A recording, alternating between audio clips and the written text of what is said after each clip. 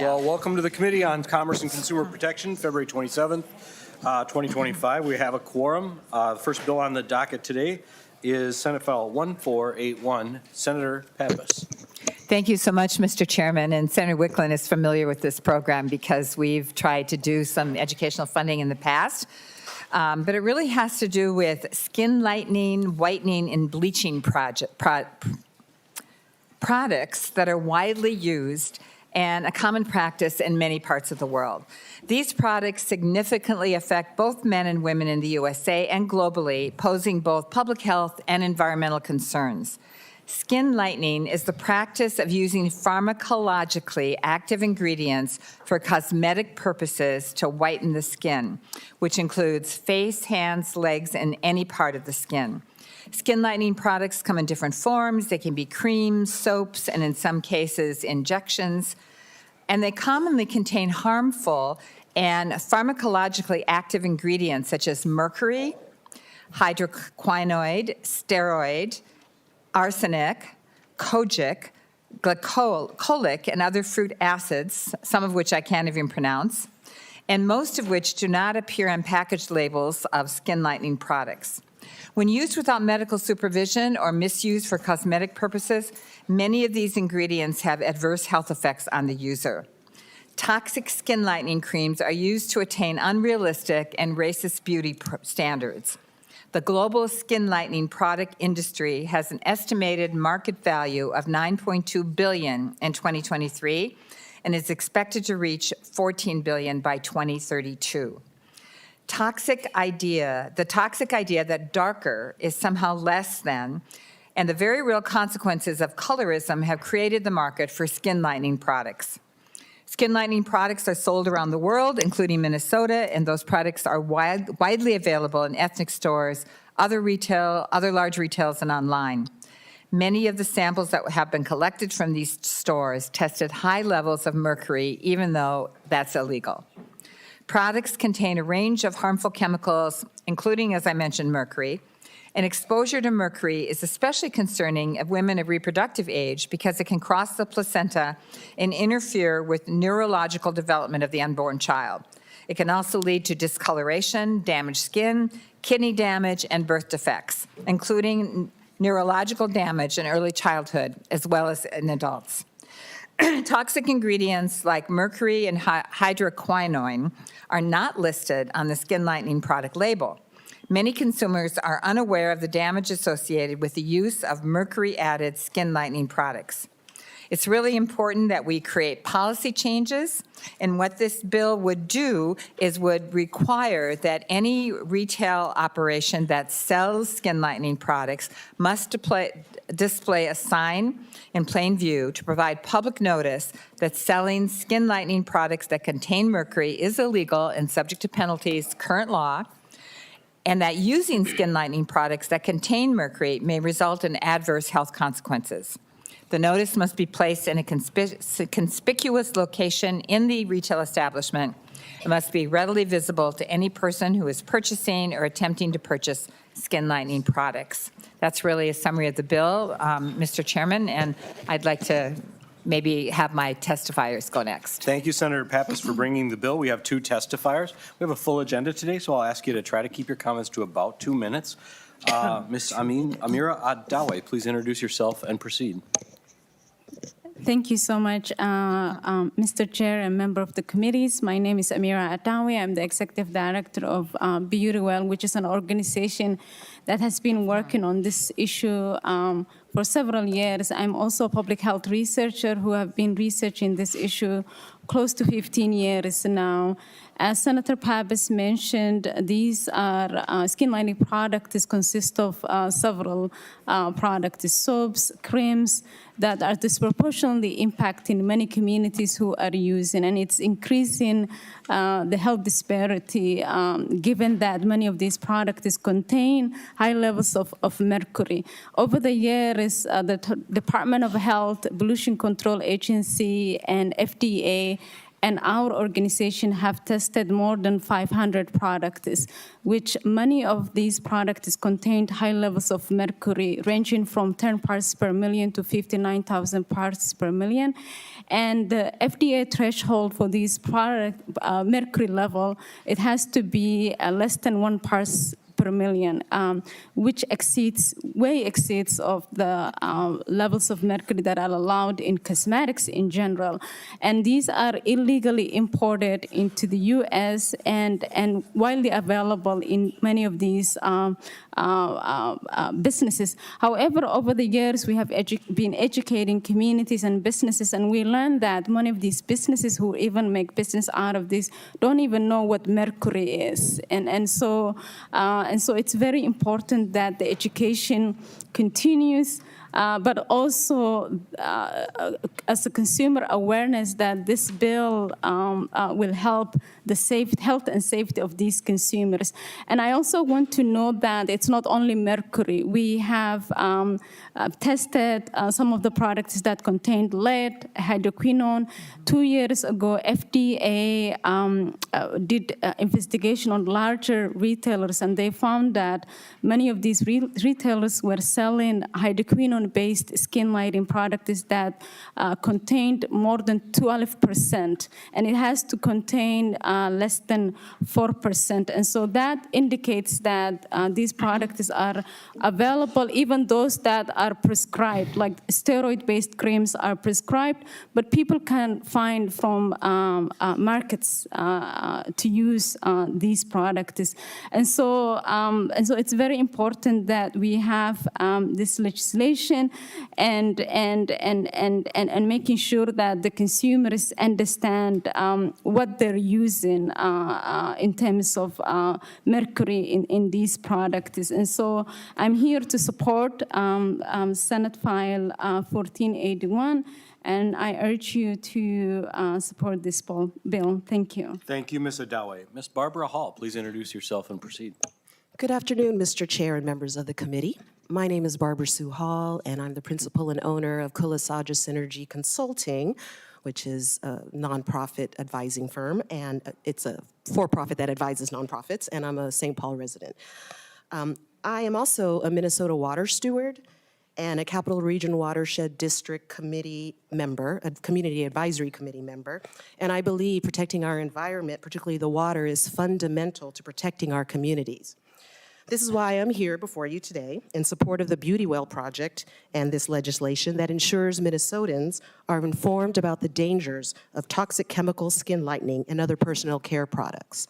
This bill, introduced by Senator Pappas, who is my senator, is as essential as alcohol and tobacco product warning labels or public awareness campaigns about the risk of unprotected sex. Minnesotans have the right to know what harmful chemicals may be in the products they buy in their neighborhood stores and salons, products they use on their bodies that can and do impact their health. Many of these products, as they have said, contain mercury and other dangerous chemicals, which can cause irreparable harm, not just to those who use them, but to our ecosystem. These toxins just don't remain on the skin. When people bathe, they wash down the drains into our water systems. They vaporize into the air, creating dangerous air pollution, and they leach into the soil when discarded in the landfills.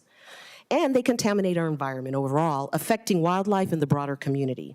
So I say this because we cannot continue to allow thousands of Minnesotans to unknowingly expose themselves to harmful substances simply because they lack the information to make healthy consumer decisions.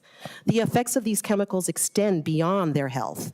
They impact their children, their families, their neighbors, and the very water, air, and land that sustain us all. I urge you to vote yes on this bill. Please empower Minnesotans with the information they need to protect themselves, their loved ones, and our environment. This is not just a public health issue or a consumer choice issue. It is a moral and environmental responsibility, and we already have enough mercury in our water as it is. So thank you. Thank you for your testimony, and thank you, Senator Pappas. We'll go to member questions and comments. I have one. So these mercury products are already illegal, and I think that was due to the good work that you and Senator Wickland did. But apparently they're still finding their way into retail stores, and what we're going to do is sort of post information, which seems right to me. But what about just sort of getting them out of the stores, enforcing the law? I mean, what would be your response to that? Mr. Chairman, I think the problem is that we just don't have enough inspectors with the Department of Health to be able to do that, and we would have to fund that to send inspectors out. And so this is a way to try to, I think a lot of these are law-abiding institutions, to just kind of remind them what the law is that they're not supposed to be selling these products. And so consumers know also that it's dangerous to buy these products. Sometimes they're not labeled, and so that it could be challenging. So in some ways, this is a little bit of an experiment. But I think people just need to have information, and it's just like before seatbelts were made legal, a lot of people wore seatbelts because they knew it was the right thing to do. Thank you. Senator Rasmussen. Thank you, Mr. Chair, and thank you, Senator Pappas. I, for one, am glad that these products that have illegal levels of mercury, are against the law. And I think your testifiers did a good job of talking about the health concerns and environmental concerns for having these types of products. My concern with the bill is that we can almost think about there could be two types of retailers. Retailer one that doesn't sell illegal products, and retailer two that does. And I guess what I'm struggling to understand is if there are retailers that are selling illegal products, we want to warn consumers about them. I'm just worried they're not going to really listen to this if we put it in state statute, because they've already shown that they're not going to follow the law on selling products that are illegal. And so I worry that it's not going to really result in getting these products off the shelf, and not kind of fix that core problem of having these toxic chemicals in products that are being marketed as health and beauty products. So that'd be my biggest concern, is that the law-abiding retailers will probably put the sign up, but they don't sell the product. And those that aren't following the law, may or may not put these signs up and not really provide additional protections to Minnesota consumers. Senator Howell. Yeah, I think that, Mr. Chairman, Sorry. I think that Mr. Dowie has some insight into that situation. Mr. Dowie. Yeah, Mr. Chair, Senator, that's a great question. So I think that gets to the regulation. So the Pollution Control Agency has been trying to educate some of the business owners, but that hasn't been happening so often, and regulation has been very low in terms of going to these stores. And so this will help initially now with the education part to educate. When the retailers see this policy, I think that will, for some reason, help them learn more about it and then listen to it and take action, because we didn't even have such legislation in place to begin with. And then also this will help the agency to become more active into going into all of these different retailers. Mr. Chairman, we're not assuming that the stores are purposely selling illegal products. We'd rather assume that they don't realize they're selling illegal products, and by requiring them to post the signs, we'll be educating them as well as the consumer. Follow up. Thank you, Mr. Chair, and thank you, Senator Pappas, and to your testifiers. I would say, when I look at the bill, it has the two parts, right? Subdivision 1 requires the retailers to have these signs in plain view, and talks about what those signs must contain and where they might be. And then Subdivision 2 asks PCA, along with the Commissioner of Health and in consultation with community-based organizations, to develop the sign. But I guess I'm worried that educational piece isn't going to necessarily happen. We're going to have state agencies come up with a sign. We're going to require retailers to post the sign. And those that are not following the law today, I just don't know if putting this requirement in state statute is going to get them there. And then I worry too about the enforcement. If we don't have enough individuals to go and make sure that we have unsafe products off the shelf, are they going to have the time to go around and see if these retailers have the signs up? So I appreciate the issue. I thank you, Senator Pappas, and your testifiers for working on this. I think it's important. I just have questions around if this is going to fix it. Thank you, Mr. Chair. Senator Howell. Thank you, Mr. Chair. And I was going to go down a similar line that you went down as far as the enforcement piece. Mike, I guess in that realm, I guess I got the question. You mentioned, Senator Pappas, the Department of Health, and then when I hear about it getting in the water, I think the Department of MPCA has got a dog in the fight, and then I also think the Commerce Department's got So is this multi-jurisdictional, or is this spread across 3 agencies to everybody's thinking somebody else is covering it? I think it would be better if we structured this so at least we put this in somebody's arena that they have to enforce it. Because right now, I think, without anybody here from those agencies to tell me that they're looking at it, I got a feeling that everybody's pointing someplace else to the enforcement piece of that. And then my other question, I guess, is I'm concerned you're gonna post it in 7 different languages. And if it's anything like this, and knowing how retailers really are, shelf space is important, where are you gonna post 7 different languages if it contains all of this information? I think I don't know if anybody's it's gonna be so large there, people are gonna walk by it and not paying attention. That's my concern. So that's, I don't know if that's a question or my concern about it. Thank you, Mr. Chair. Any response from the author, Senator Pappas? Mr. Chairman and members, it's an imperfect response. We live in an imperfect world. And, ideally, if we had the budget, we could have the Department of Health or MPCA, that would investigate and confiscate these products off the shelves. And I'm sure they've done some of that. It's just that in this year, when we have kind of limited options with our budget, it's an attempt to further educate the people. Perhaps we could come back in a different biennium and try a different outlet. Years ago, I did a similar thing with tanning booths, and we did not set up a big inspection system with a lot of regulation. We just required them to post safety signs.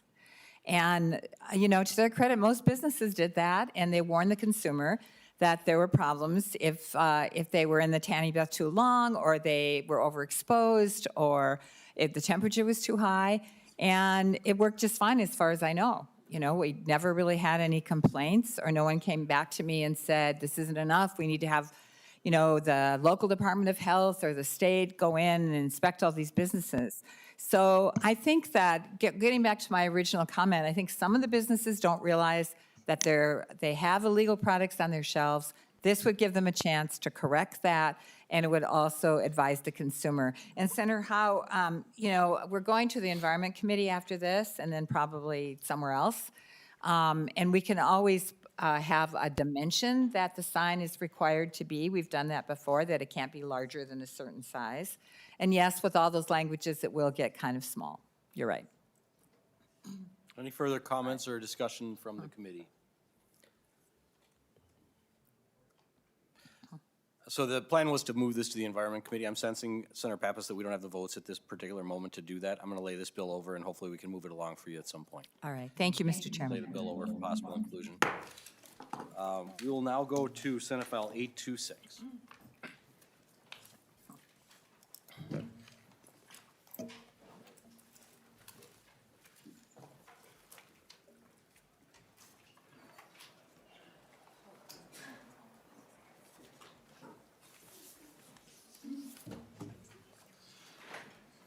Welcome to the committee, Senator Draheim. Senate File 826 is in front of us, and I believe you have an author's amendment. Yeah, thank you for having me, Chair Klein. Yes, I have an author's amendment. If we could adopt the A2.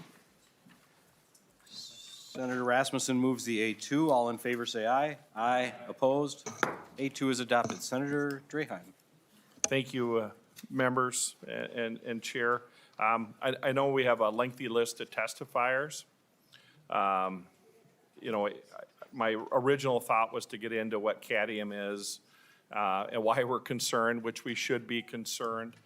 But what brought this original bill to my attention was my housemate. And he was approached by an artist in our district about the change and what it would do to paint colors. And my mom was an art teacher. My father-in-law is an artist. I've been around art my whole life. And I know the different qualities in paint. And I think for the average person, that probably doesn't matter. But I think there are a lot of people that express themselves through art. And my mom likes to paint flowers. And when you're talking about cadmium in paint, the most common colors that it would affect are yellow, orange, and red. And I think members all have a flyer in the packet, kind of showing you the difference with and without the different colors. And I know it's not a top priority, but the more we dug into this topic, we found out there were other products that were affected by what we did with good intentions. I mean, we are trying to protect the citizens of Minnesota, and we should continue to do that. But sometimes we get it wrong, and we got to come back and adjust. So this bill, Senate File 826, is my attempt to adjust on some of the things I think we went a little far on. Not that we should ignore or not revisit it in the future. So with that, I'd like to just get the testifiers and answer questions. Sounds good. And Senator Draheim, I'll chip in a little bit since you were kind enough to include some of my ideas in the too. Members, we prohibited sort of across the board heavy metals in a lot of products in Minnesota a couple of years ago, including cadmium and paints. Senator Draheim has sort of thoughtfully preserved the ability to use cadmium paints for professional artists while protecting children and people in elementary schools from cadmium in their paints. The right approach. At the same time, we heard that we had a sort of across-the-board ban on lead in keys, and it turns out that bronze has lead infusions in it and is known in almost every single key that's in everyone's pocket in this room.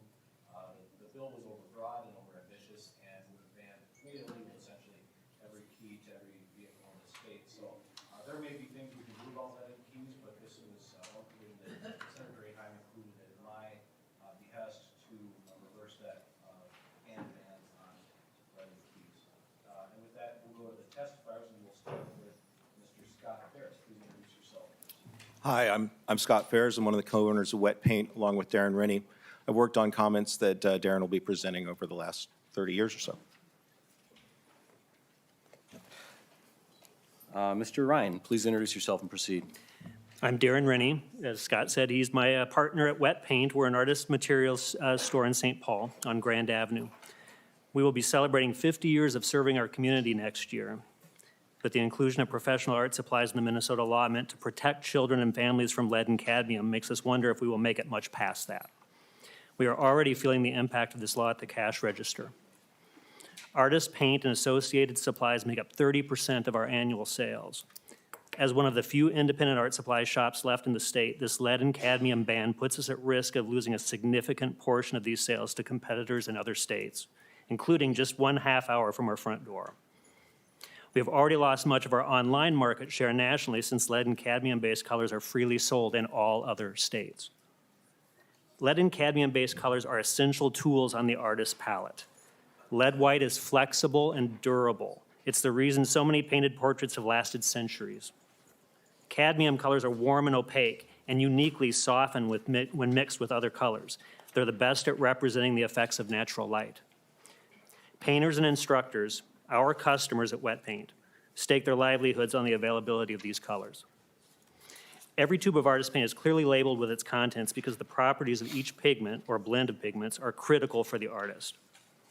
Lead and cadmium are not used in artist paints as a secret filler the way they might be when hidden in kids' toys and jewelry.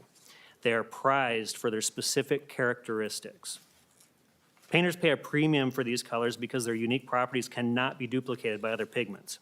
If there were viable alternatives, we'd already be selling them because these are expensive colors. These are not cheap pigments used in art supplies for children. Importantly, the question of banning lead and cadmium-based colors has already been asked and answered years ago by the EU. As Bill Moran, a later testifier, will detail, the science does not support this ban.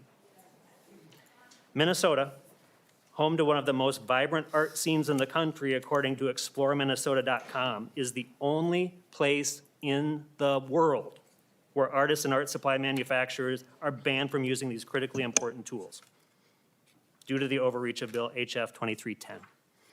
We hope this will be remedied soon. Thanks for listening. Thank you, sir. And as you clear the table, can Mr. Dave Johnson and Mr. Bill Moran please come forward? Why don't you sign this and then bring it back, if you don't mind, both of you. Thank you.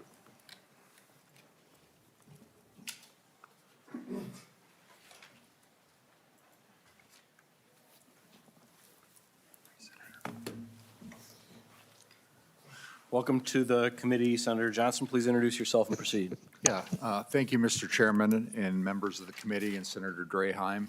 Thank you for the opportunity to testify today on the delete all amendment.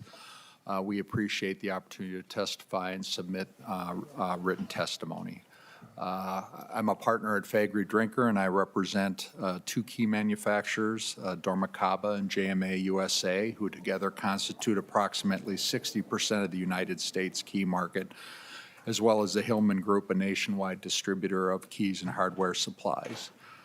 In 1993, as we all know, the legislature enacted a lead and cadmium prohibition on a number of consumer products. While most of those products were toys, school supplies, and other children's products, the prohibition also applied to keys. As currently written, this legislation bans every blade style key and key fob in the state. In addition, the law also effectively prohibits the sale and/or use of keys in a number of applications, which is in the letter in your packet. Everything from keys for your locks at home to toolboxes to vehicles and all applications of keys. By way of background, almost all metal keys are made of purchased and smelted brass, which contains lead levels between 0.95% and 1.5%. Brass is used because of its balance between strength and use and its ability to be machine cut. The lead and brass facilitates machinability and is not easily corroded.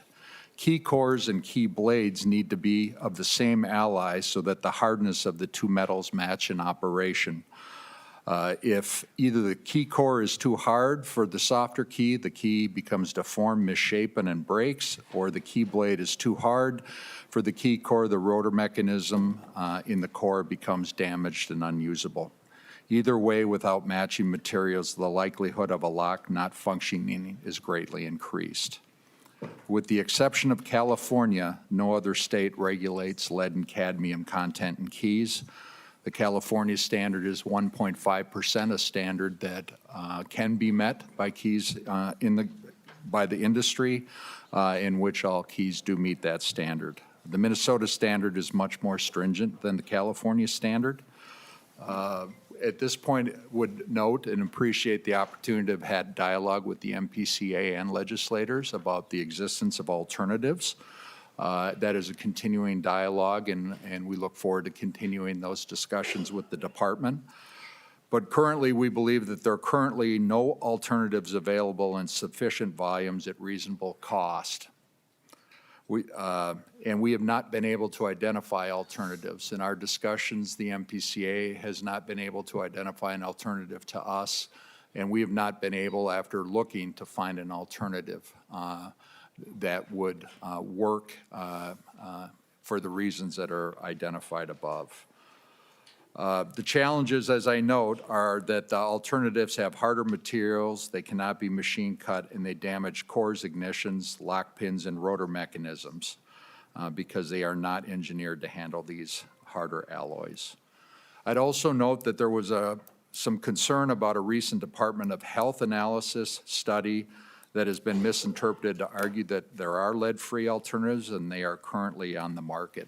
This study, conducted relatively recently, measured lead concentrations using an XRF analyzer, which bombards a sample with a beam of high-energy X-rays and then analyzes them to identify and quantify the elements of the sample. Other scientific literature on this testing characterizes the method as a surface-sensitive test, meaning it only analyzes the surface content of the object. The study utilized this method because destructive testing methods would be unacceptable to the volunteers who participated in the study. However, destructing tested methods like the complete acid digestion testing method the MPCA is using to determine compliance is a more accurate test. However, for that test to be accurate, of an entire sample, the surface would need to be representative of the entire volume of the sample. And that is simply not the case in many keys, most notably automotive keys that are typically made of brass and are plated with silver or nickel such that the core surface material contains minimal or no lead and would mask the content of the core.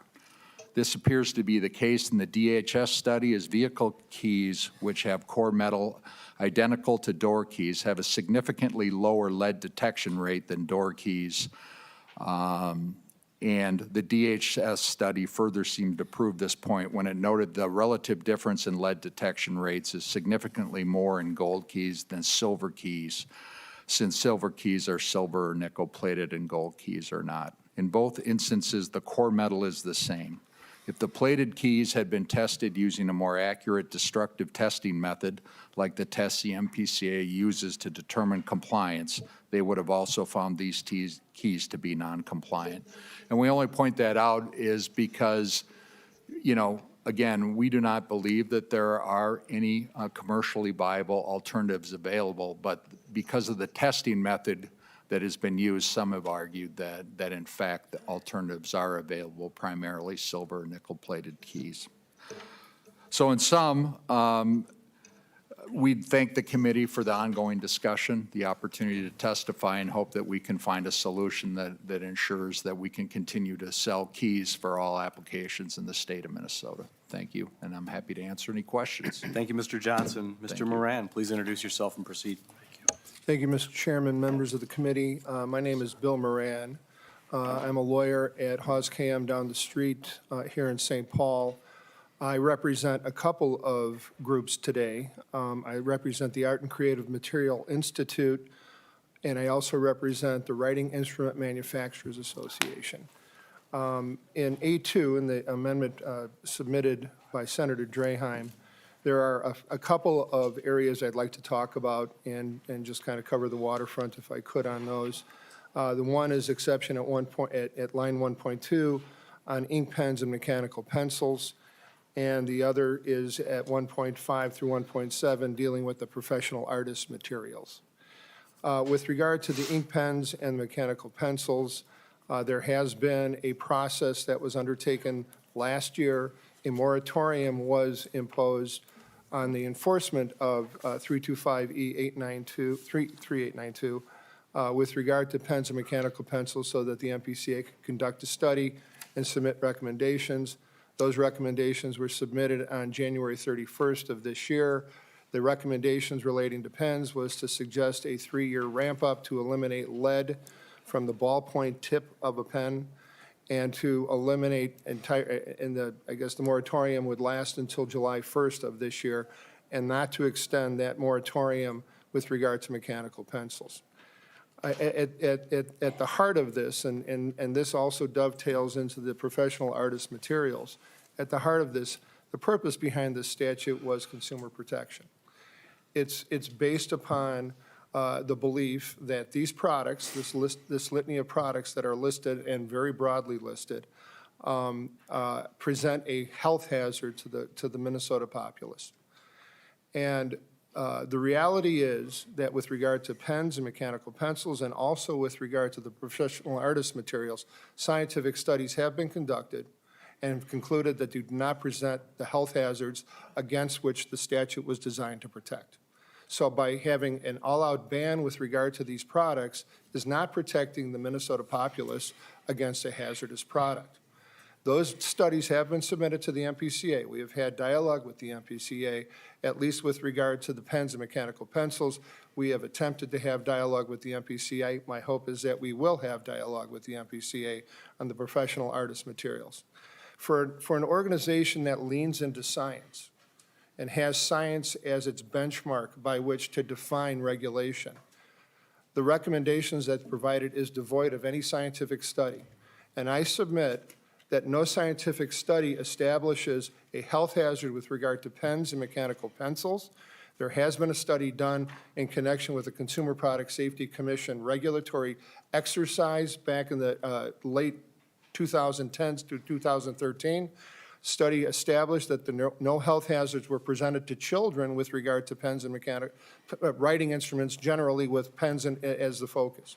With regard to professional artist materials, and you've heard Mr. Rinne talk about the impact that that's going to have on the artist community, and not just the artist community, retailers, museums cannot restore classic pieces of art with the materials that they would typically use, which would be the cadmium-based paints. But there was a study done in the European Union. The constituent nation of Sweden had requested a ban on artist materials that contained cadmium.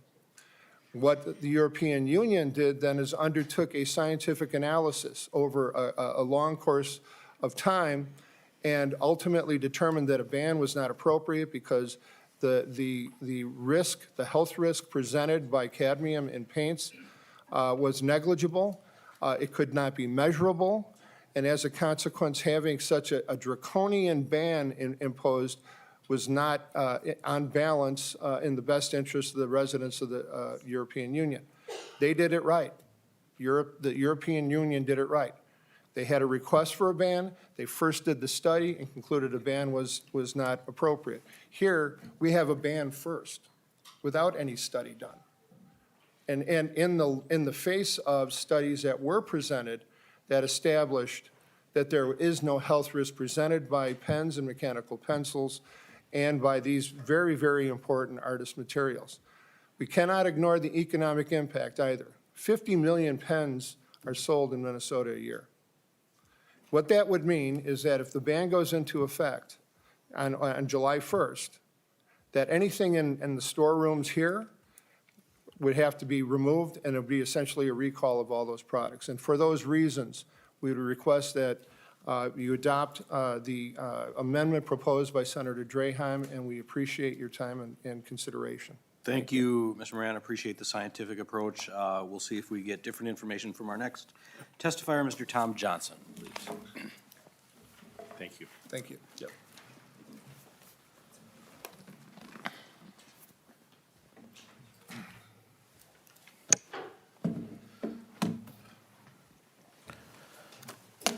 Welcome to the committee. Mr. Johnson, please introduce yourself.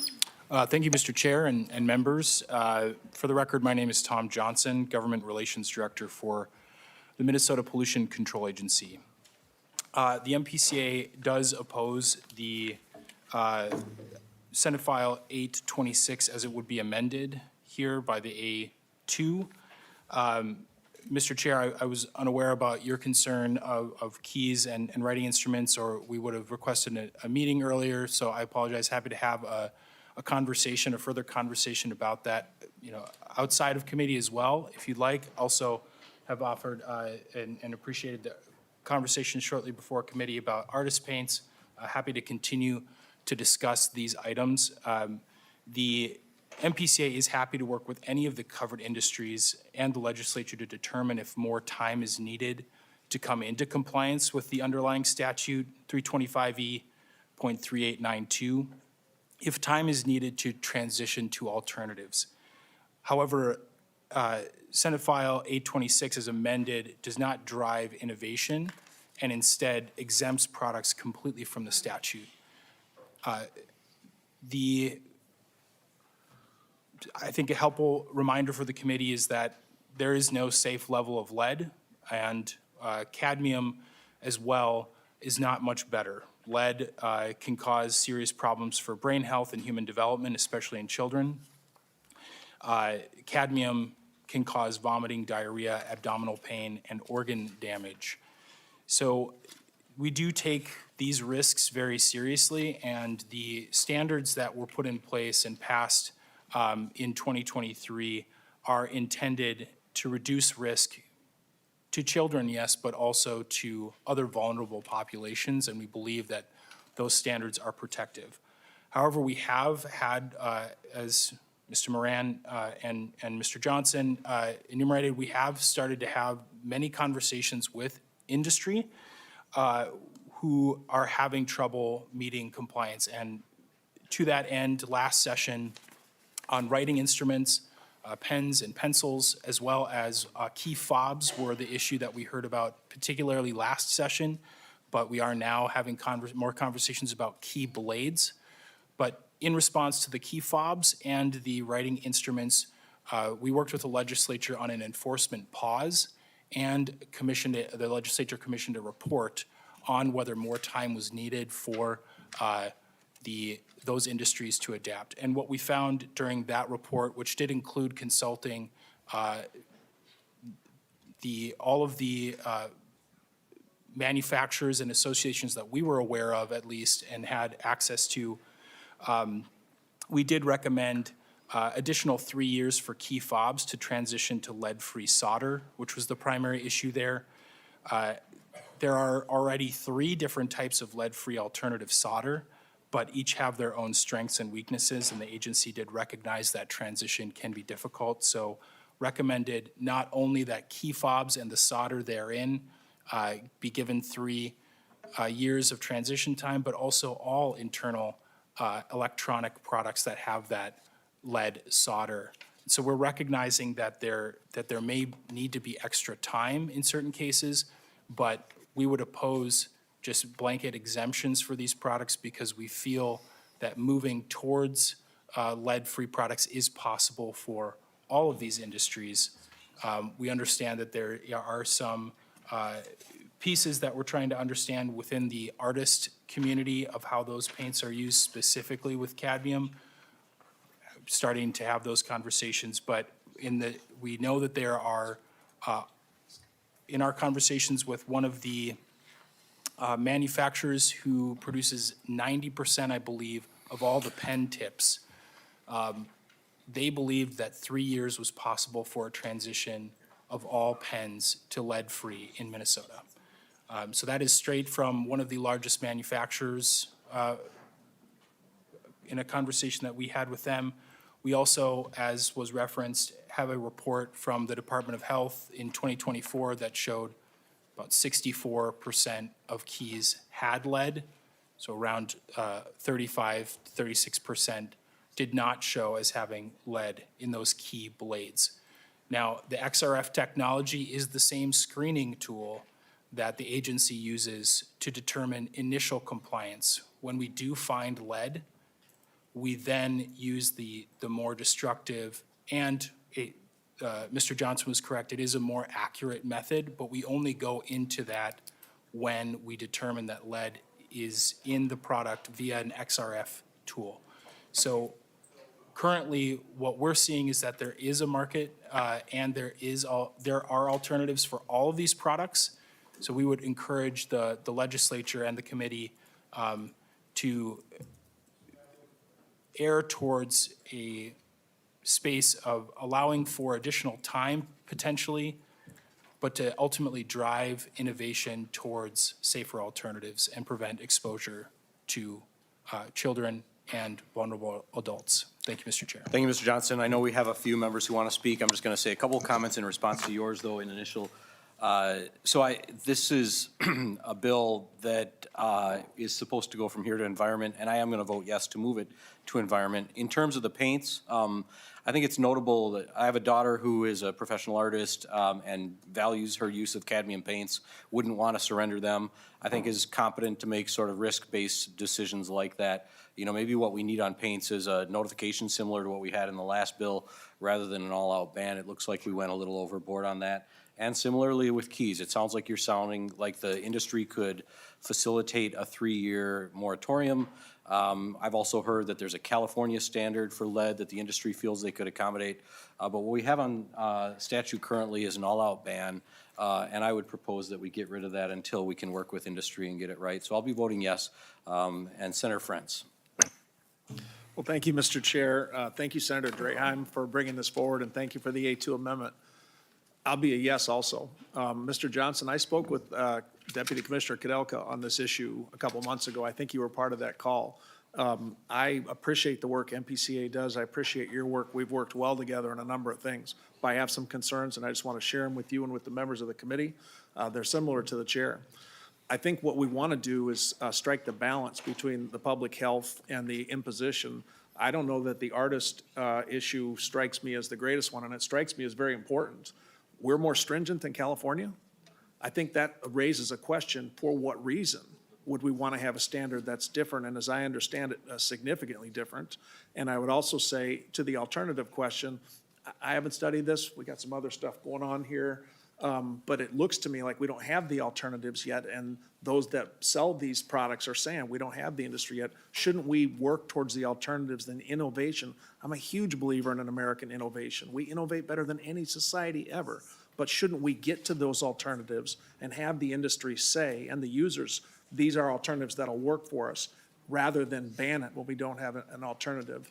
I think the work that we've done here sort of supports where the chair is going, which is, I think the amendment makes more sense. It does not prevent us from continuing to talk. I had listed a bunch of really cool questions, Mr. Johnson, but I'm going to spare you. I think I would just like to say, count on the members of the Commerce Committee to continue to engage on this. If there are alternatives, Senator Draheim, if they discover a great alternative tomorrow, you can count on the members of the committee to be supportive of that alternative. But I think the better plan is to support the A2 amendment, send it off to the Environment Committee, where I know NPCA has some ability to testify and bring forth any new arguments that they want. With that, Mr. Chair, I'm a yes on the A2, and thank you very much. And thank you, Mr. Johnson, and thank you, Senator Draheim. Further member questions or comments? Senator Duckworth. Thank you, Mr. Chair. This will just be brief. I think this bill and the conversation we've had surrounding it and the common sense that we're applying to a law that obviously was maybe far more sweeping than people thought or wanted to listen to or what have you, is a good demonstration of sometimes what the people in Minnesota experience as it relates to their state government. MPCA, you're great folks, but at the same time, I think opposing something just to simply oppose it isn't necessarily productive. I think you've heard from a lot of folks up here, this is a common sense change, and when you've got legislators and the people of Minnesota and stakeholders telling you, hey, we could use some help here, we need to have some dialogue and change this thing, and let's apply some common sense, let's actually do that, and let's not just simply oppose things to oppose them. That's such a huge frustration that people all across our state have, and sometimes it is specific to this agency. There's a lot of projects and things they cannot get done because arbitrary rules are being made, and common sense is not being applied, and it's frustrating. And it costs people time, it costs them money, and folks aren't even willing to listen to them or hear them out when it comes to their very valid concerns. As was stated earlier, Minnesota is not California. And so it's time we start acting that way. If there's common sense that we need to apply to fixes, changes, modifications to laws, let's do it, and let's do it sooner rather than later on behalf of the people of Minnesota. Thank you. Further questions or comments from the committee? Closing comments? Yep, thank you, Chair, and thank you, members, for the discussion. Thank you for the testifiers that came up and expressed their concerns or support. I think we're trying to weave the safety into common sense here, and we all want to keep our kids safe. We want to keep our loved ones safe. I think there are more important things that we should be concerned about than what we're trying to do here and have a few exemptions. You know, we put the children language in there. And just for a little peace of mind, the paint we're referring to is expensive. It isn't the stuff you'd probably buy in a kid's set of paint. So there is obviously high-end suppliers, like Testified, that sell this paint. But I think the average kind of art, hobby-ish type location wouldn't have this paint in it. So as far as the keys go, like Chair Klein said, we all have keys in our pockets right now. And we can always come back and change it if there is a new product out there that is reliable and safe. So I think this is a great approach, a lot of team effort with you, Chair Klein. Thank you for your suggestions on it. And anybody has any ideas as this moves forward, please reach out. Thank you, Senator Draheim. The question is on the motion of Senator Frentz that Senate File 826 as amended be recommended to pass and be re-referred to the Committee on Environment, Climate, and Legacy. All those in favor say aye. Aye. Opposed? Motion is adopted. Thank you, Senator Draheim. Thank you. Senator Jasinski.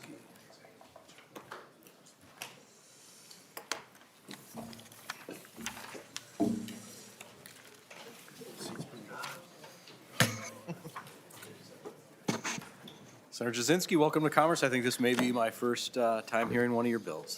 Thank you, Chair Klein. I think it's my first time here this year, so thank you, Senator Klein or Chair Klein.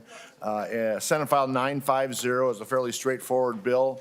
It has to do with insurance companies and salvage cars. When an insurance company pays off a total loss or almost a total loss, what happens is they go to the auction yard, and sometimes they can't get a title to sell them. So that's the overall look. I'll have the details with my testifier go over the actual details, but it's pretty simple. I believe we have peace in the valley. I don't think anybody is opposed to this, so it should be a fairly simple bill, and thank you for hearing the bill.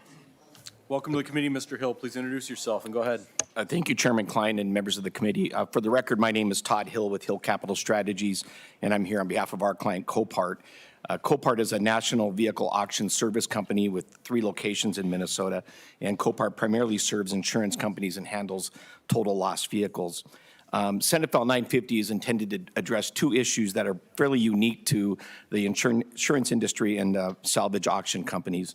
Section 1 would establish a process, as Senator Jasinski explained, where an insurance company has paid the claim for a total loss, but they've been unable to get the title from the insured, and this would allow them to then apply for the title so that we can go ahead and auction the vehicle. And that would bring us into compliance with 41 other states in the country and all of our neighboring states. The second section has to do with typically when a car or vehicle appears to have been totaled, they're brought to the auto auction. And there are some instances where the insurance company may deny that claim. And with very low value vehicles, oftentimes those vehicles end up being abandoned at our lots. And so the second part of this bill would provide a process where if the insurance company has released that vehicle and has told the insured that they can come get it, would provide us a process over the course of 30 days where we would then contact the owner of that vehicle. And if they refuse to pick it up, we can then apply for a title and go ahead and move that vehicle as well. It doesn't happen very often, but we do end up with situations where we have an abandoned vehicle sitting on our lot. As Senator Jasinski said, we have worked with all the stakeholders. We had an amendment in the Senate Transportation Committee to deal with some technical issues from DVS, but we know of no opposition to this bill. Thank you, Mr. Hill. Any questions or comments from the committee? Senate File 950 will be laid over for possible inclusion. Thank you, Mr. Chair. Thank you, members. Senate Rest. Senate File 447.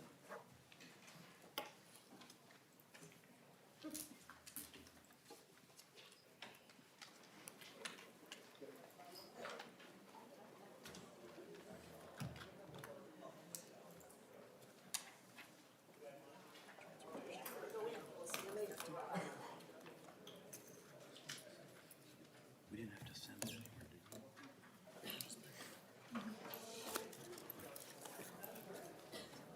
Welcome to the committee, Senator Rest. Senate File 447 is in front of us, and I believe you have an author's amendment. Mr. Chairman, I have 2 authors' amendments.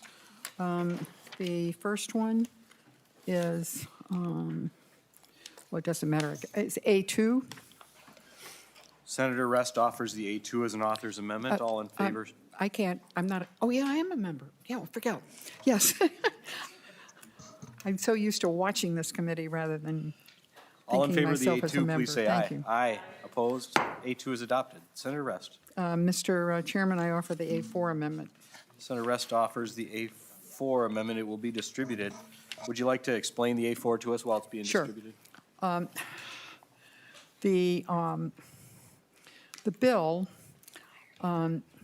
deals with a victim's compensation fund generally, and I'll explain it in more detail.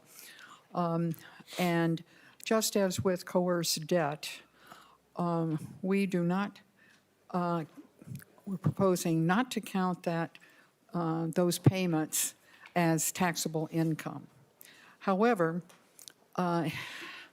it would also have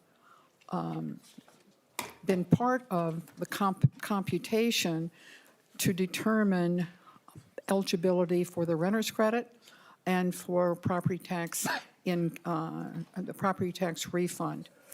And the Second Amendment treats the the funds that would be distributed to a victim from this special revenue account in the same way as we would, as we proposing to do with coerced debt. And I don't know if that you need more explanation than that, but just generally, if you have non-taxable income, it's counted as part of your general resources to determine eligibility for the renter's credit and the property tax refund. There are exceptions to having to bring that back into that calculation. And one of them that is currently in the tax committee is any funds that are recovered from coerced debt. And it seems to me that this is a similar situation. And there are other kinds of non-taxable income that are not counted toward eligibility for the renter's credit. And so I'm including this one in the same way. Other kinds of non-taxable income that are added back to determine eligibility for the renter's credit or the property tax refund are things like municipal interest, which is not taxable either federally or in the state of Minnesota. So, different type of income. This one should not be counted against a victim of financial fraud in determining their eligibility for the renter's credit or property tax refund. Members, any questions or comments on the A2? That's the A4. Sorry, the A4. We'll vote on it. If Senator Latz is available, he can come on screen to vote.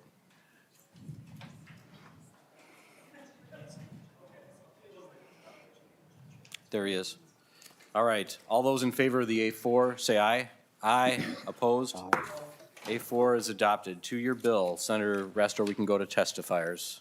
Thank you, Mr. Chairman. Senate File 447 was brought to me by, the idea of it and the proposal brought to me by a constituent who attended one of my frequent listening sessions, bringing forward a situation that many Minnesotans, many people across the country find themselves in, and that is to be a victim of some sort of financial scam. What happens is if a person is convicted of that and there is a fine to be collected in accordance, in addition to whatever other penalties are applied, if they're not able to locate a victim or anything else comes in the way of forwarding any kind of restitution to a particular person, those dollars are deposited in the general fund. And what this bill does is to provide an alternative. So with that, Mr. Chairman, I would like to go through the bill. Section 1 directs the Attorney General to deposit the funds in a particular account, will be called the Consumer Protection Restitution Account. And if the Attorney General attempts to make direct restitution, and you cannot do that within a period of 120 days, it will be, to do that, it would be redeposited in this special revenue account.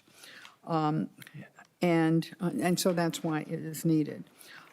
In Section 2, this special revenue account is set up, and then there is a series of definitions that are in paragraphs B, C, D, E, F, G, H, and and I. If you have any questions about those definitions, I would welcome your question. So then, in subdivision 3, starting on page 2, lines 28, 50% of the money that is recovered by the Attorney General in any kind of consumer enforcement action that ends up being payable to the state, and it is not designated as a consumer enforcement public compensation or for some other specific purpose, it will be deposited into the account. The other 50% goes as it does now into the general fund. Once those, once that's happened, how do those distributions come to an end? And that starts at lines 4.8, subdivision 7, concluded distributions. And the Attorney General has to stop doing, providing distributions of unpaid consumer enforcement public compensations long-term when the Attorney General determines two specific things. One, all eligible consumers with an identified amount of unpaid consumer enforcement public compensation for any number of reasons, it's been deemed impractical to be able to get the money to them. And then secondly, no additional eligible consumers with an unpaid account or compensation. The activity to do that, to get that to them would be considered unreasonable. Beginning on line 4.18, we're always concerned about reporting, accountability, and transparency. And in subdivision 8 are the requirements for the Attorney General to submit on his website an annual report identifying a series, let's see, six items that would be the public information for the account, and of course, the amount that would be distributed and how many enforcement actions the Attorney General has concluded and so forth. If you have any questions about those, I'm happy to read them to you. Number 6 is of interest to us generally. Going forward, some of us are interested in either eliminating or drastically reducing any kind of administrative costs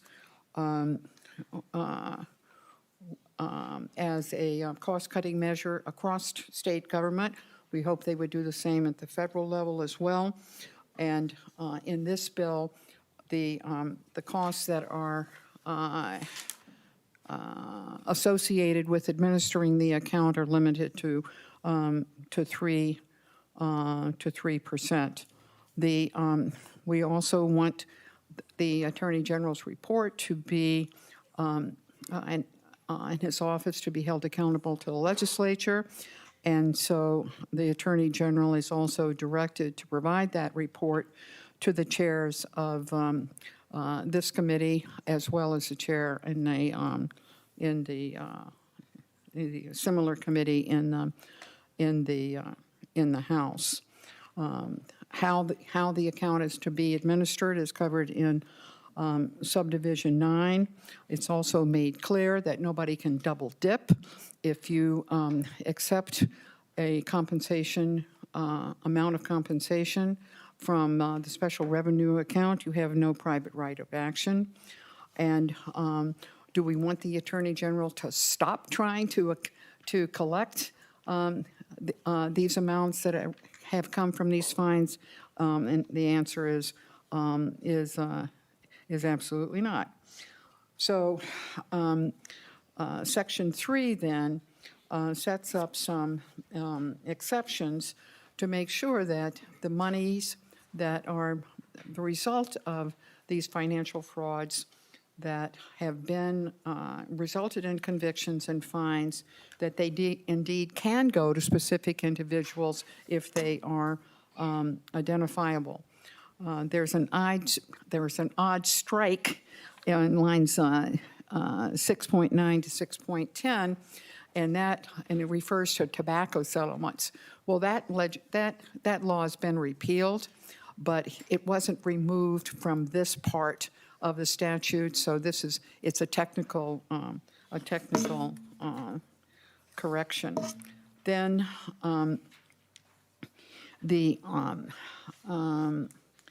then in the taxable part of these payments, what drew my attention to it is that in lines 8.23, that it would be considered a subtraction from adjusted gross income, which then leads to it being non-taxable, and then leads to it being covered in the A4 amendment.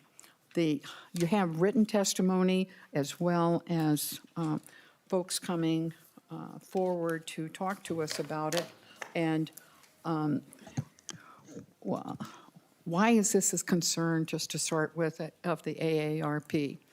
Is it because those of us who are very old, like myself, are more gullible than those of you who are younger than I am, or that we are just plain stupid? And the answer is absolutely not. It's just like Willie Sutton. When asked, well, why do you rob banks? Why are older people concerned about this? Because they're the ones that have the savings, they have their retirement incomes, they're the ones that become more and are more vulnerable because they have the money that's available to live the rest of their lives sufficiently and hopefully in comfort, and they're the ones who are being they're the ones being robbed because they're the ones where the money is. So, Mr.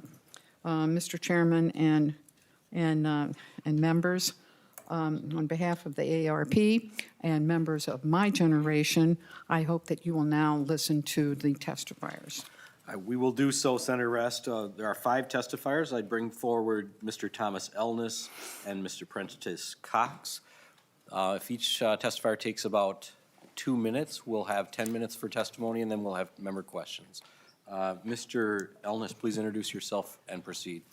Thank you, Mr. Chair and committee members. My name is Thomas Elnes, and I'm the State Advocacy Director with AARP Minnesota.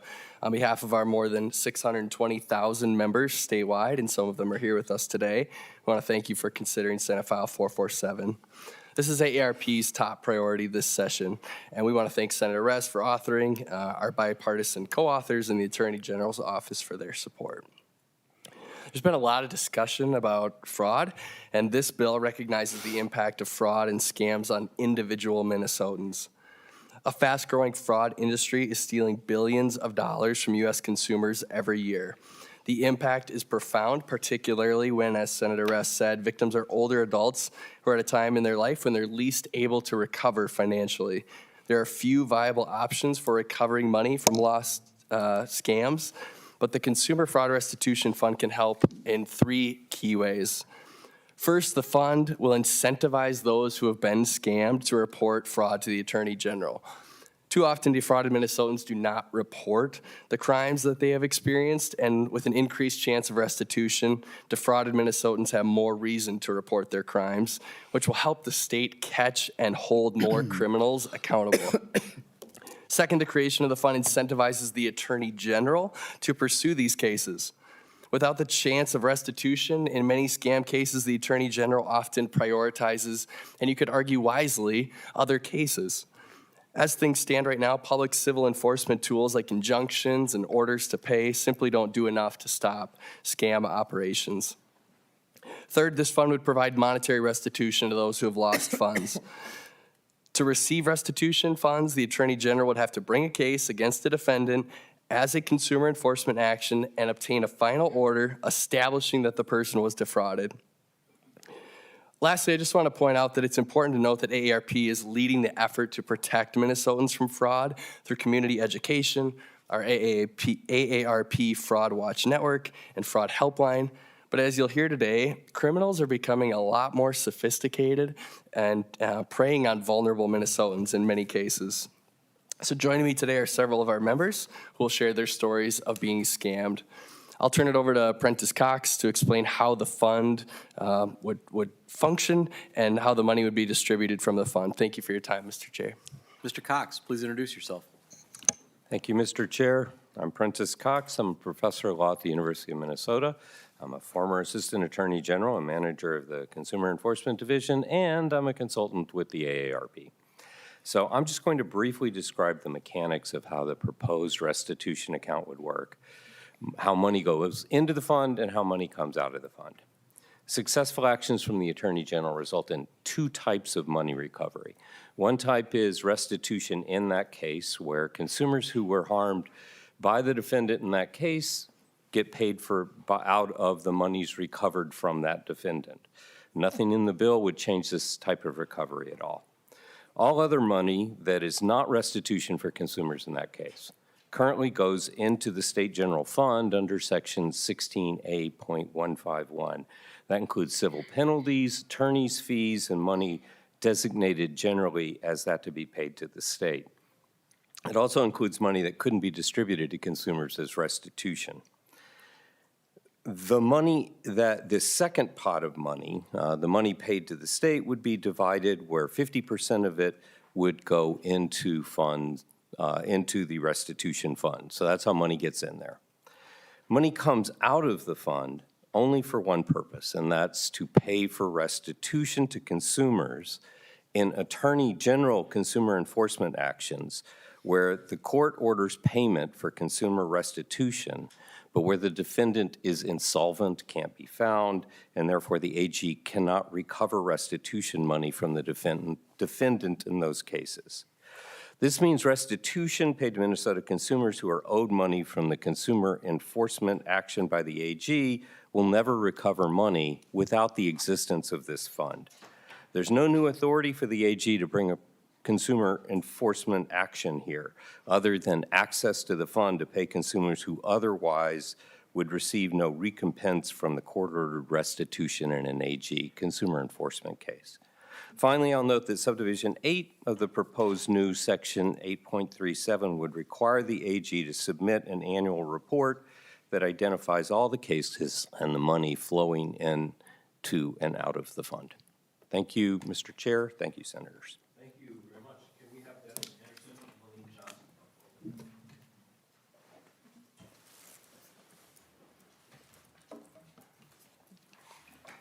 Welcome to the committee, Mr. Anderson. Please introduce yourself. Thank you. Chair Klein and committee members, my name is Dennis Anderson. I live in Maplewood. I'm here today to address the financial and emotional toll that many experience as victims of fraud and scams. And thank you for letting me share my story. It's not easy to stand here, but I'm sitting actually, sit here and talk about being scammed. It was a time in my life when I was very vulnerable and alone, and all of a sudden I'm getting emotional. And these criminals take advantage of that. In October of 2023, I received a call that changed my life. The voices on the other end claimed to be my grandson and a public defender. They told me that my grandson had been involved in a car accident in St. Cloud with a pregnant woman. The caller, who said he was my grandson, mentioned that he didn't sound like himself because he had a broken nose from the accident. He pleaded to me to not tell any of the family about this because he would be embarrassed. The supposed public defender provided case numbers, details. He shared that when my grandson was arrested, a police officer demanded a blood test, but my grandson refused. That's for alcohol. And the public defender was able to afterwards manage to prove him not intoxicated, so that helped the case. So it was turning out that throughout the conversation with the public defender, he treated me like a friend, okay? Demonstrating that he was there for both me and my grandson. I grew trust from this person.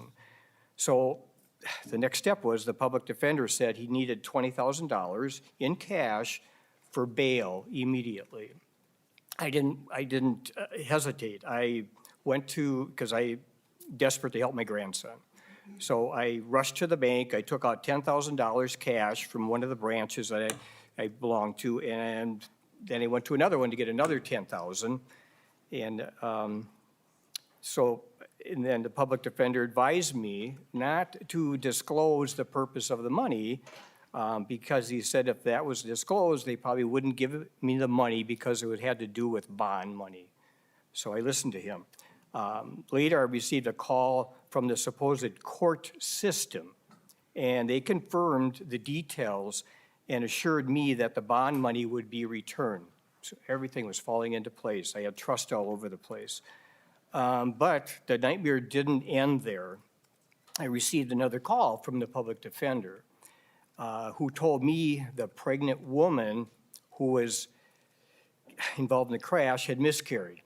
So what does that mean? That my grandson was going to be charged with manslaughter. So now we're talking potential jail time. So emotions are just all over the place. He claimed that he was able to negotiate a settlement with this lady, and was initially, she was asking for $20,000 for the settlement, and he talked her down to 15. Once again, he was being an advocate. But it had to be delivered the next day. Running out of funds, I turned to my brother, which I shouldn't have, because he said, my grandson didn't want me to talk to anybody. I had no choice. So he gave me the money. The next day, he called me and said, he felt it was a scam. So all of a sudden, I had to rethink everything. And I was anxious to learn the truth, so what did I do? I called my grandson, who I thought was in St. Cloud, and he was safe at home, unaware of anything that was going on. So this whole thing just fell apart. And then I reported the incident to the Maplewood Police, and following my family's advice, they suggested that the police set up a sting operation, because the courier was coming to pick up the additional $15,000. And they agreed to do that. The courier was caught, but his involvement didn't lead to the scammers. Even with the help of the police and the FBI, I reported all this information up the line like you're supposed to the federal FBI, and but nothing, my money was gone. I never recovered any of the $20,000. So, I cannot fully describe the emotional and financial toll this experience has taken on me. The fear and the shame, the helplessness I felt were overwhelming. A consumer fraud restitution fund would have been a lifesaver, not just for me, but for many others who have fallen for victim of these heartless scams. And it's easy to say that you'll never fall for a scam, but it can happen to anyone. Scammers exploit emotions and fears, robbing us from our financial security. No one should have to experience those financial, mental, emotional distress caused by the criminals. And I urge you to consider establishing a consumer fraud restitution fund to support fraud victims. We must ensure that no one else goes through what I went through, and thank you for your time in consideration. Thank you, Mr. Anderson. Thank you for sharing your story. Helene Johnson, please introduce yourself.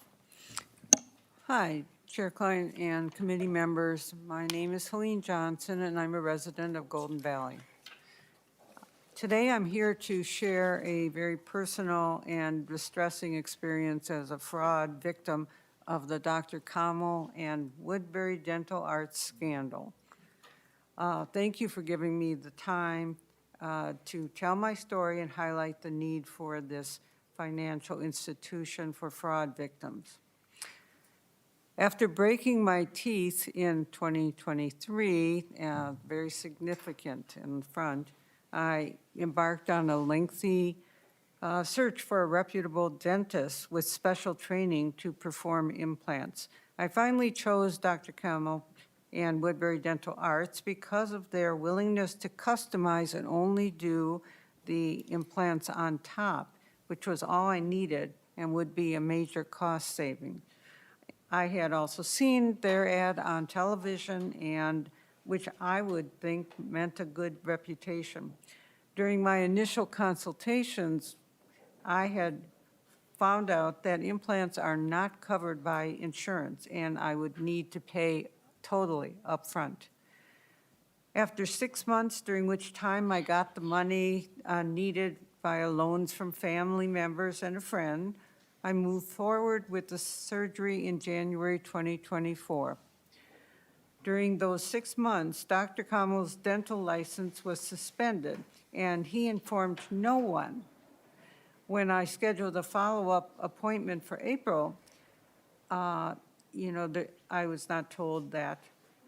And I was devastated to learn that the dental office had closed its doors in March without any notice. His license had been revoked, not just suspended, revoked, and he was going to declare bankruptcy. I found out about this through the news, through, I think, KSTP News. And this left me and countless people in a state of shock and uncertainty, burdened with thousands of dollars that had been defrauded. Over 300 patients joined an online support group, just to give you an idea of how many people this affected. This painful experience cost me $15,000, which I am still struggling to repay. I initially tried to obtain restitution directly from the dentist who defrauded me, but he no longer had any assets to collect from. My next step was to seek restitution through the State Attorney General's office, but unfortunately, they did not have any options available for compensating victims. This experience caused immense stress and embarrassment and discomfort for me. It impacted my life in so many ways because I'm on a board and I have many social meetings and Zoom meetings. And it also covered the time of my son's wedding and my college reunion, for 55th college reunion, and I was co-chair. So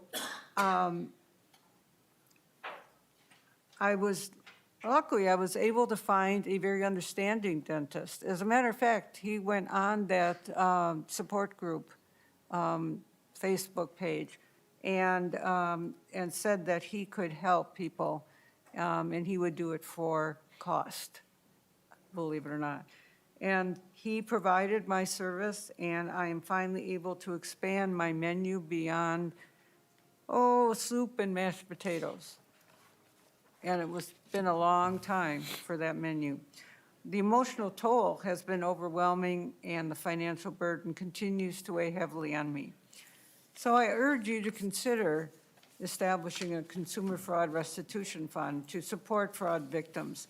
I obviously had no way of knowing this. This was very unusual to have a whole office just shut their doors. So such a fund would provide much-needed relief and support to those who have suffered from these deceitful practices. Thank you for your time and consideration. Thank you, Ms. Johnson. Ms. Jessica Whitney, are you in the chamber? Mr. Chairman? Senator Rest. I'd point out that my predecessor in the Senate is the sister of Ms. Johnson, and she's with us here today, Senator Ember Reichgott-Young. Yay, sis. Ms. Whitney, welcome. Go ahead and introduce yourself and proceed. Thank you, Mr. Chair. Thank you, committee. I am Jessica Whitney. I am the Deputy Attorney General over the Consumer Protection section with the Attorney General's office. We want to thank Senator Rest and AARP for bringing this very important bill. We think it fills in a gap that you've heard from the testifiers. And I also want to go back and just correct something or not even correct it, but make it clear. AARP may be bringing this bill, but actually you're more likely to be a victim of fraud if you're in your 20s and 30s than you are if you're 40, 50, 60, right? Per capita, you're younger, you're likely to be a victim of fraud. Now, if you're older, you're likely to lose more money to fraud because you've got the money to lose. But I think this bill is impactful for not only older Minnesotans, but Minnesotans across the age gap. And it fills that gap, and you heard two testifiers, I think, where the gap lies. It fills the gap of true scammers, right? The grandparent scam, the IRS scam, the people who are good Minnesotans that want to rush and do the right thing and fall victim to these fraudsters who are amazing at what they do and then disappear. Even FBI, can't track them down, let alone our county attorneys or our office. They're gone. They're gone with the night, and the money is gone as well. It's hard to stop the money, especially these days of Bitcoin. So those folks are left without any recompense. They don't have access to the criminal victim fund because the county attorney hasn't gone and pressed charges, so they can't get criminal victim recompense, and there is no consumer victim fraud. So even if our office were to try and prosecute them in absentia and do a civil John Doe case, there's no money for them right now. And then the other type of gap it fills is the cases of the business that goes out of business and has no money, like Woodbury Dental has declared bankruptcy. So even when we do bring cases, and we do bring cases against these businesses because injunctive relief is very important for us to stop the business from doing it again, there is still no money for these folks, and they're out of money. So we think this fund fills that gap. It's capped at $1 million, so it'll be good to sort of see how it works. They will be done on court orders. It's not going to be the AG ordering this. We will have to bring these cases in court, but then it makes it worth our time. And often these will be default judgments, like in the cases of the fraudsters. It'll be worth getting that John Doe case and getting that default judgment and getting the court order that we could then access. Or in the case where we go after the business that's gone out of business, we actually now have money to give back to the consumers. So with that, I just want to say we strongly support this bill. Thank you, Ms. Whitney, and all testifiers. Any questions or comments from the committee? Senator Rasmussen. Thank you, Mr. Chair. And Ms. Whitney, I might have some questions for you. And Mr. Chair, this question is either for Senator Rest or Ms. Whitney, whoever is better able to answer the question. But I noticed that this bill is retroactive, and it goes back to December 31st of 2023. And I was wondering if you could explain why it's retroactive, and are there certain cases in particular or monies that you're trying to capture with this bill? Senator Rest. Thank you, Mr. Chairman. To the second part of your question, I have no idea. And I don't know of any particular cases. Maybe you have some in mind that you would like to share with us, but I certainly don't. I don't know why AARP suggested that date. It was not mine.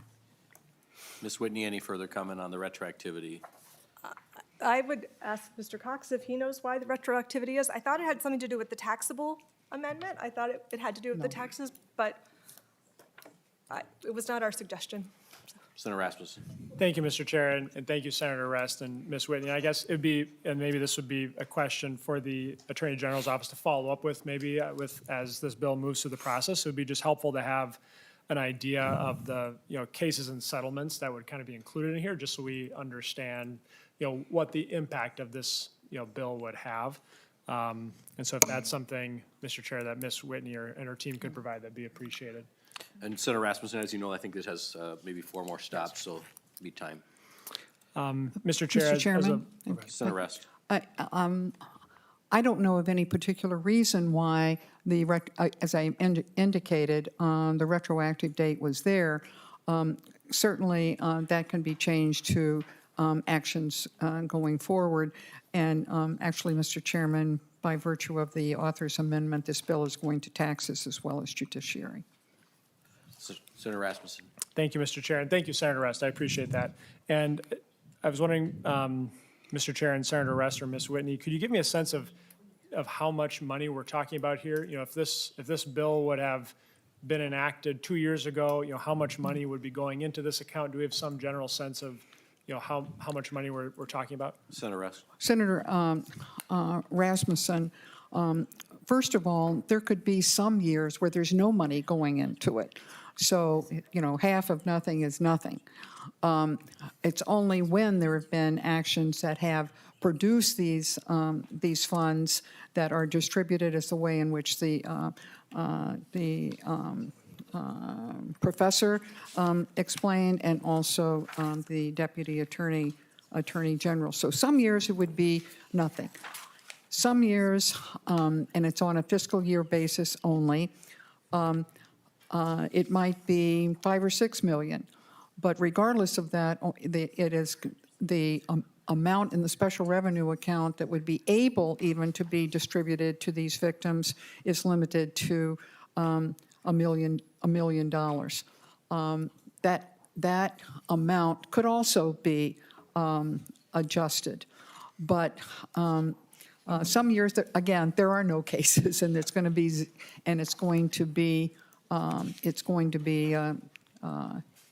zero. But maybe she has more information to give you. Ms. Whitney, anything else?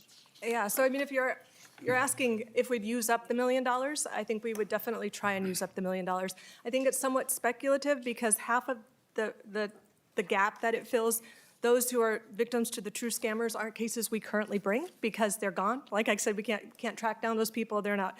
So that's speculative, but I can tell you the Woodbury Dental case is an example. Tens of thousands of dollars, hundreds of thousands of dollars, I think, are now at loss for Minnesotans who paid the dentist and haven't gotten their money back and bankruptcy is declared. We've got a solar lending case as well where we've got tens of thousands, again, hundreds of thousands, maybe even millions when it's all said and done. So we would endeavor to use up that $1 million and get it to Minnesotans. And maybe it wouldn't even be enough. I don't know. We're kind of spitballing because that first one is so unknown to us, that first category. Senator Rasmussen. Thank you, Mr. Chair, and thank you, Senator Rest and Ms. Whitney, for the answer there. And I think my understanding is correct with this A2 amendment. The maximum that could be distributed is at $1 million per year, per fiscal year.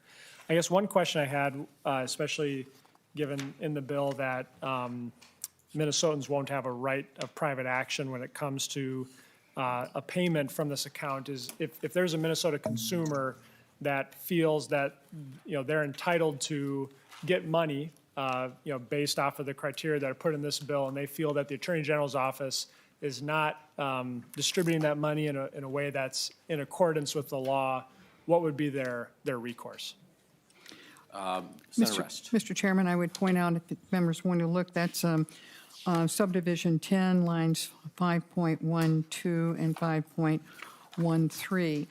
And it is, as Senator Rasmussen just indicated, the language is, a person does not have a private right of action with respect to a payment from the account or administration of the account.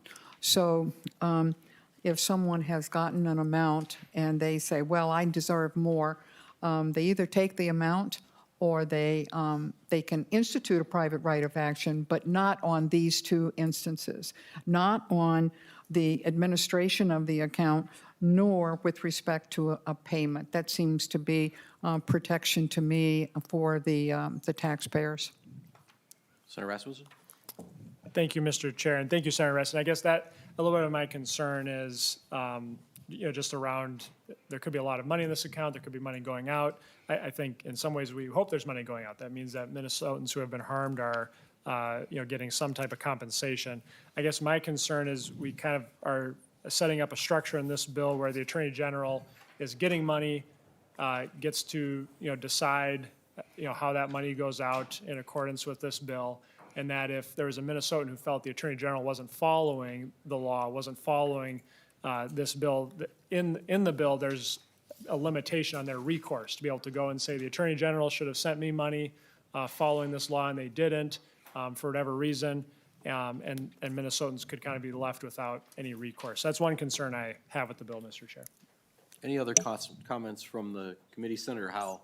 Thank you, Mr. Chair, and Senator Rest. I guess I got a question as far as when we do this, it's only the Attorney General cases that would bring this money into this. So the federal cases, like the Feeding Our Future, some of these others, none of those monies would be coming into this account. Is that correct?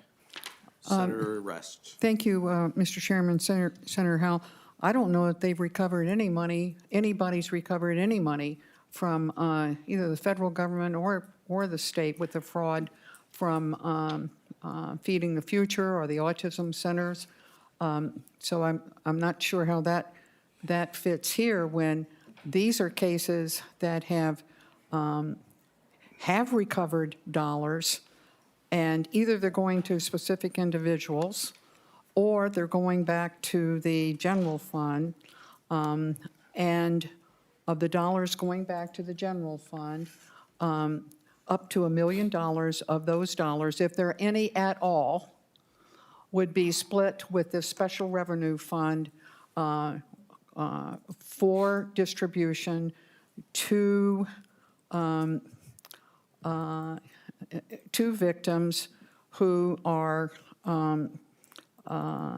just like the two people who testified, are not scamming anybody, but are themselves being scammed. Senator Howell. Thank you, Mr. Chair. My point is it's, if the federal government brings and recovers, that doesn't go to this fund. Only state AG money comes into this fund, correct? As I understand it, yes, it has nothing to do with federal crimes, except to the extent that there also has been adjudicated in the state. And I am no,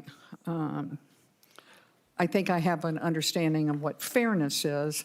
I don't have a detailed understanding of how the law is applied.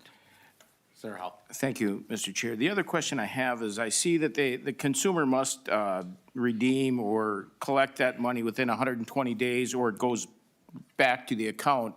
So it doesn't go into that established account that says unclaimed money that we have in the state that people can go and check and see that there's a bank account that didn't get claimed or whatever. They've only got 120 days to collect this, and if they don't collect it, it's gone. They don't get another opportunity. Senator Rest. The unclaimed funds, which, by the way, all of you should check from time to time, because there are probably some things in there that you can say later on, wow, I didn't realize there was still some money in that savings account, and it's just sitting there. So it's not the same. It is not the same kind of dollars. Those dollars, these are dollars that come out of criminal activity against individuals that have been discovered, traceable. Sometimes, however, you can't find the people to bring the restitution to. That's covered in here. And then a reasonable time of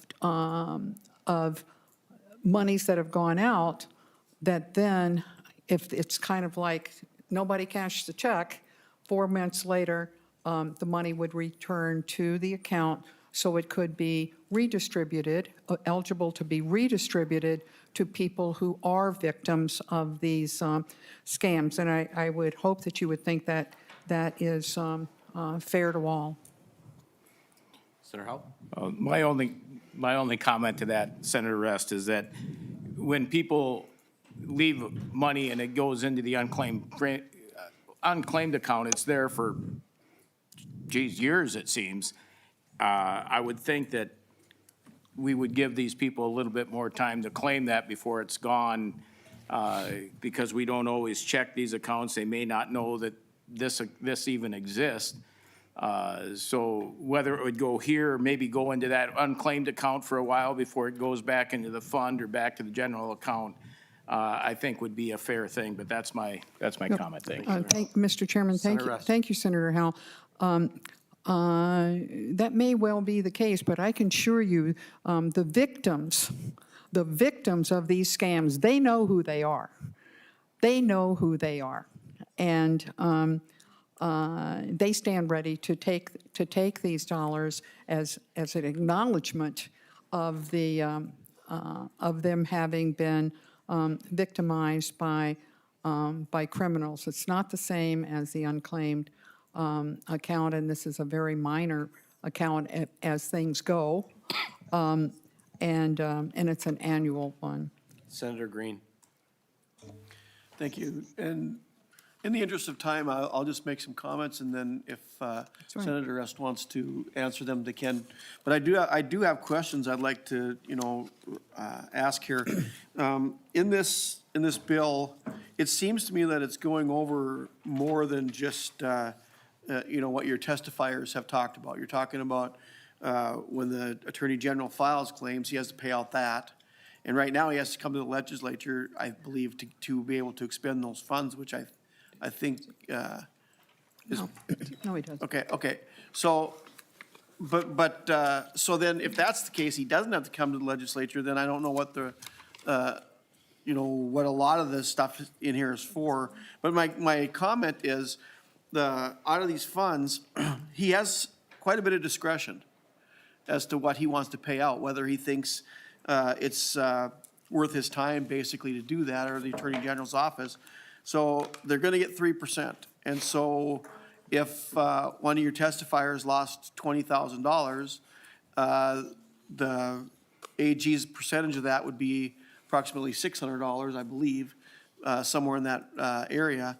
And so a lot of these small claims may never get paid out if they deem that it's not worth their time. And these I'm looking starting on page 3, Senator, at 17, where it goes through a list of things that the Attorney General has discretion. And I don't like abdicating the legislator's authority. So whenever I see where an agency, or in this case, the Attorney General, ends up getting more authority and more power, some red flags go up. And so I have a lot of questions on the bill that's before us right now. Mr. Chairman? Senator Rest. I would also direct members' attentions to lines 3.17 and on about in asking the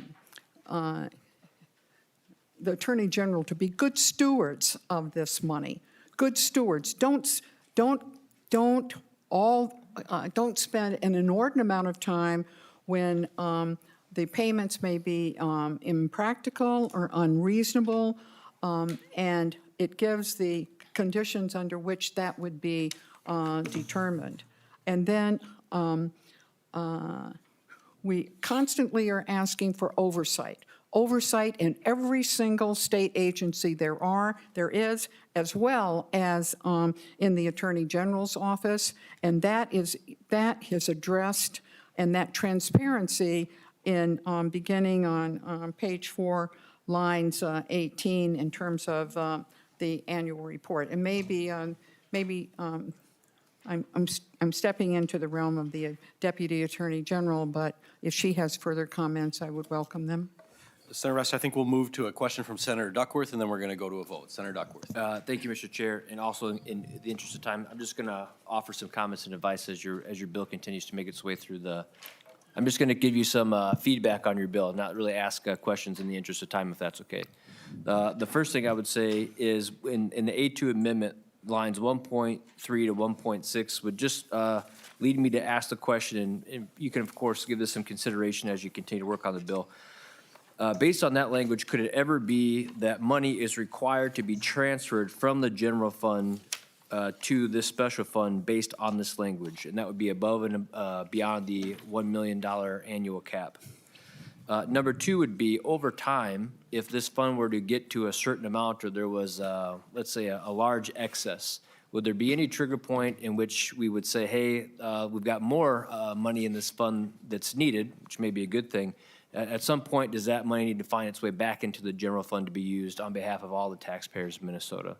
And that, last but not least, my preference would be kind of similar to what Senator Green talked about earlier in the purview of the legislature.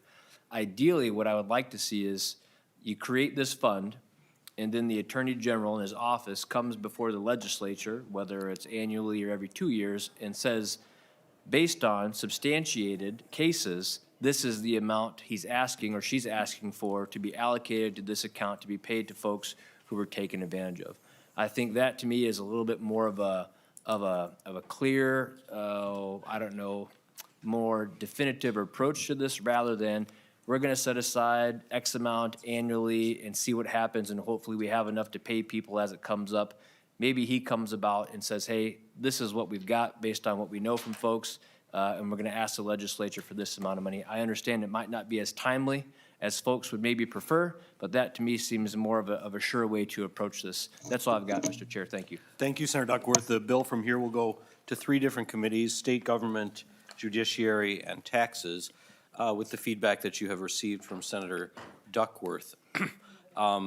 Just a point that was made to me by council in response to Senator Rasmussen's question: the retroactive effective date that you see at line 8.26 is only applicable to Section 4, which is the tax provision establishing that payments under this law can be viewed as a subtraction. I don't know why anyone would have received a payment under this law That's prior the to the tax current part of time it, because right. it hasn't been enacted yet. So it doesn't seem to be a contradiction to me. So in any case, at that, we're going to wrap up here, and the motion is of Senator Rest that Senate File 447 is amended, be recommended to pass and referred to the Committee on State and Local Government. If Senator Latz is online, there he is. All those in favor say aye. Aye. Opposed? Aye. Motion passes. Thank you, Senator Rest. Senator Dahms.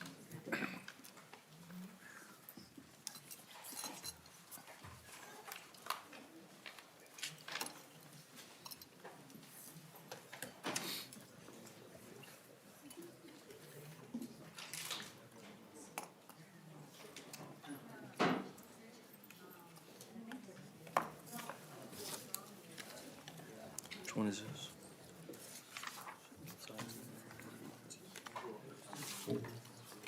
Welcome to the committee, Senator Dahms. Senate File 1758 is in front of us. Well, thank you, Mr. Chair and members, and today we have Senate File 1758.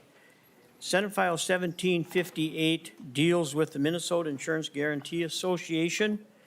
In the Minnesota Guarantee Association, you can kind of look at that as similar to what the FDIC does with banks.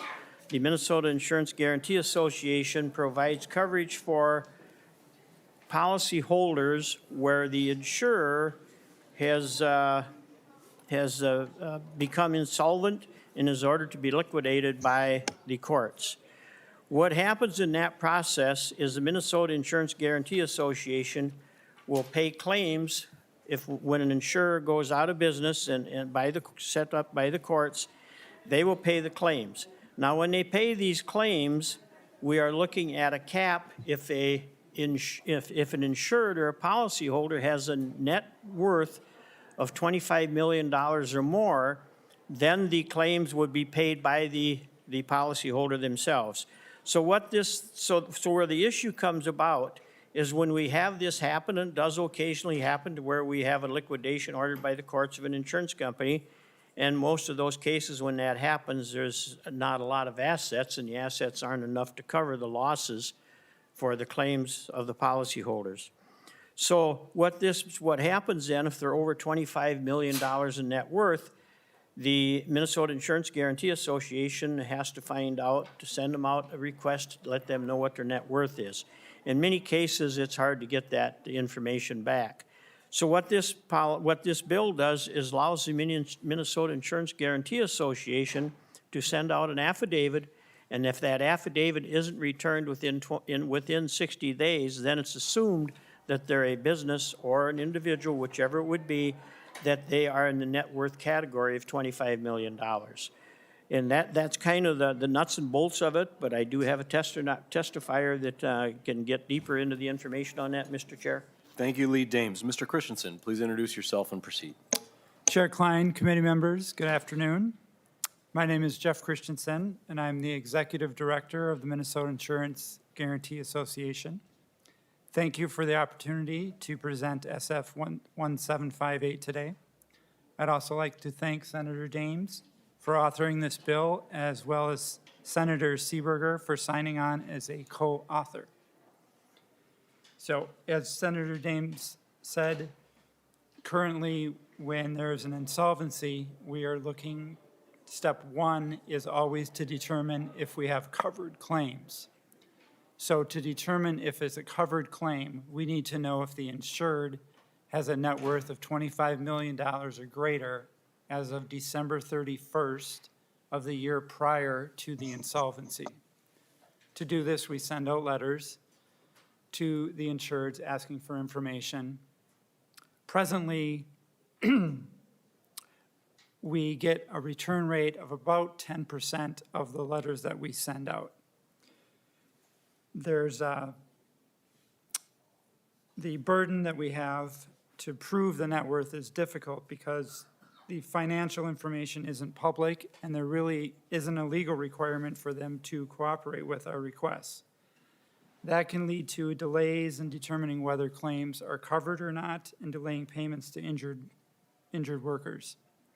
In some cases, we could end up paying claims that we shouldn't under state law because we can't get the information we need.